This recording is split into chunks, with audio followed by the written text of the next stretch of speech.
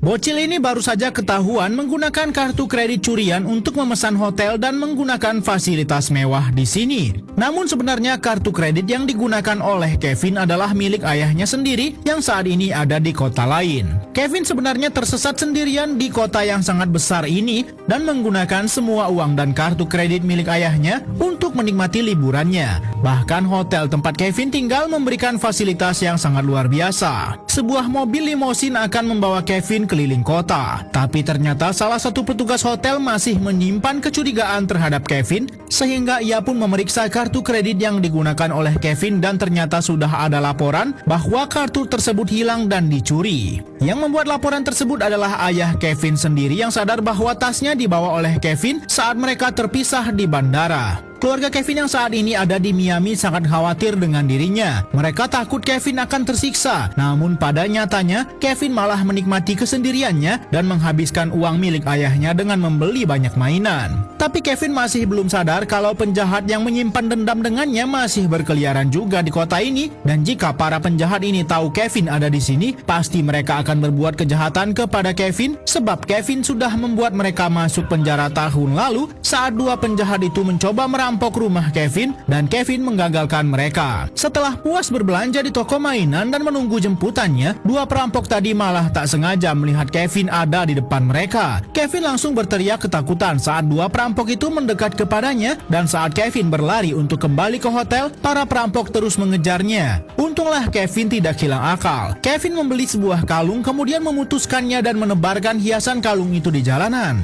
Rencananya berhasil untuk membuat perampok itu kesulitan mengejarnya. Namun saat Kevin kembali ke hotel, petugas sudah menunggu di depan dan langsung memergoki Kevin yang sudah menggunakan kartu kredit ayahnya secara diam-diam. Kini Kevin malah jadi buronan semua staf hotel karena sudah dianggap melakukan penipuan. Cepat-cepat Kevin kembali ke kamarnya dan mengambil beberapa makanan. Saat para staf masuk ke dalam kamar, Kevin langsung menyalakan TV dan memutar bagian saat ada pria dewasa berbicara. Semua staf mengira bahwa memang benar ada orang lain di kamar, dan Kevin juga memutar bagian di mana orang di televisi mengancam akan menembak mereka. Semua staf percaya dan ketakutan sehingga Kevin mendapat kesempatan untuk kabur. Tapi sial baginya, ternyata dua perampok ini sudah menunggu tepat di pintu belakang hotel. Kali ini Kevin tidak bisa berbuat apa-apa lagi dan hanya bisa pasrah dibawa oleh dua perampok ini. Namun saat di jalan, ide nakal Kevin kembali muncul. Ia mencubit wanita yang ada di depan mereka dan wanita ini mengira dua penjahat inilah pelakunya, dan saat mereka dipukuli, Kevin langsung kabur. Kevin berlari ke arah taman yang banyak anak-anak lain di sana, lalu ia bersembunyi di bagasi sebuah delman. Para perampok ini pun kehilangan jejak Kevin. Keluarga Kevin yang awalnya berniat liburan di Miami sudah mendapat kabar dari kepolisian New York bahwa Kevin ada di sana dan sudah menggunakan kartu kredit ayahnya. Mereka pun akan berangkat ke New York sekarang juga untuk mencari Kevin